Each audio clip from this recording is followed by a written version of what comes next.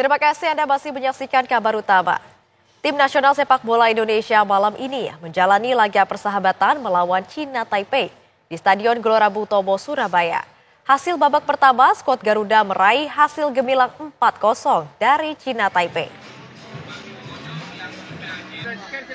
Supporter timnas Garuda sudah mulai memenuhi Stadion Gelora Bung Tomo, Surabaya, Jawa Timur untuk menyaksikan laga persahabatan tim nasional sepak bola Indonesia melawan tim nasional China Taipei. Ribuan warga baik dari dalam maupun luar kota Surabaya terlihat memadati stadion untuk mendukung langsung tim kesayangannya yakni skuad Garuda. Laga ini merupakan bagian dari persiapan menuju putaran keempat kualifikasi Piala Dunia Oktober mendatang. Di atas kertas, jelas skuad Garuda sedikit lebih diunggulkan selain ranking FIFA yang terpaut jauh. Hasil babak pertama, Indonesia unggul 4-0 atas China Taipei.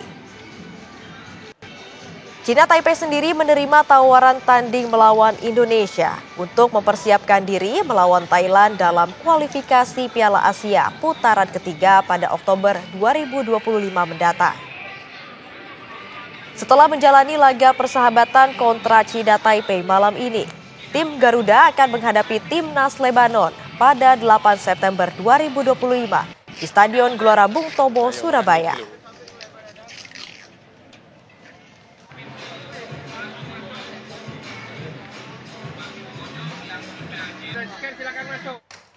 Hasil sementara babak pertama laga persahabatan Indonesia versus China Taipei di Stadion Gelora Bung Tomo, Surabaya malam ini 4-0. Untuk memperbarui informasi laga persahabatan, sudah ada rekan Iman Fajar di lokasi. Selamat malam Iman, bagaimana suasana dari para supporter yang nonton langsung di sana?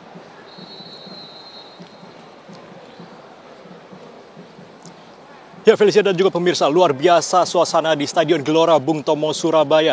Di mana ini kita melihat bagaimana Indonesia saat ini tengah unggul 4-0 atas Chinese Taipei. Dan kalau kita lihat bagaimana jalannya pertandingan, pada hari ini Indonesia cukup mendominasi ya pemirsa, di mana tadi sejak menit pertama Indonesia ini terus memberikan serangan kepada Chinese Taipei dan berbuah keunggulan di menit-menit awal. Di mana tadi kalau kita lihat di menit ketiga, Jordi Amat ini berhasil mencetak gol melalui sundulan memanfaatkan umpan dari Beckham Putra. Ini kalau kita lihat berarti Persija-Persib Connection, luar biasa pemirsa. Kemudian di menit ke-23, Ramadan Samanta sempat menciptakan peluang yang kemudian berbuah gol bunuh diri yang dilakukan oleh defender dari Chinese Taipei ini membuat keunggulan Indonesia menjadi 2-0. Kemudian pada gol ketiga ini terjadi di menit 33, di mana Mark Klok tadi melakukan tendangan dari luar kotak penalti, memanfaatkan umpan dari Egy Maulana Fikir. Dan yang terakhir pemirsa, di gol keempat ini cukup spesial karena dicetak oleh Eliano Reinders, di mana kalau kita tahu ini merupakan gol perdananya dari Eliano Reinders kepada timnas Indonesia. Tadi kita melihat bagaimana Eliano Reinders memanfaatkan umpan dari Yakob Sayuri dari sisi sebelah kanan, kemudian mencetak gol perdananya dari Eliano. Dan kita tadi sempat melihat juga bagaimana ini skor sudah 5-0 ya pemirsa.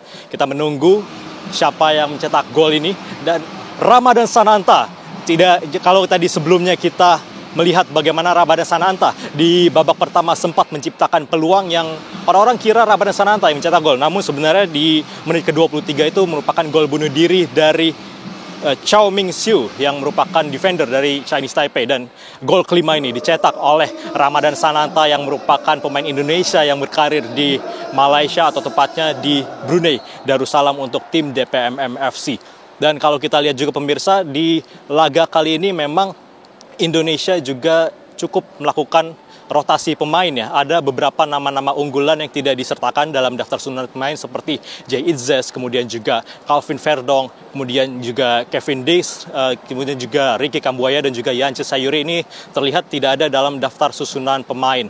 Dan menariknya juga pemirsa, dua pemain yang baru dinaturalisasi seperti Mauro Zylstra dan juga Miliano Jonatas ini berada di bangku cadangan. Tentunya kita akan menantikan apakah kedua pemain ini akan dimainkan oleh Patrick Kluivert, karena seperti yang kita tahu juga baik Mauro Zylstra maupun juga Miliano Jonathan ini merupakan dua pemain dengan tipe menyerang ya, atau memang merupakan penyerang. Kalau misal kita lihat Mauro Zylstra ini merupakan penyerang tengah, sementara Miela De Jonathans adalah penyerang sayap.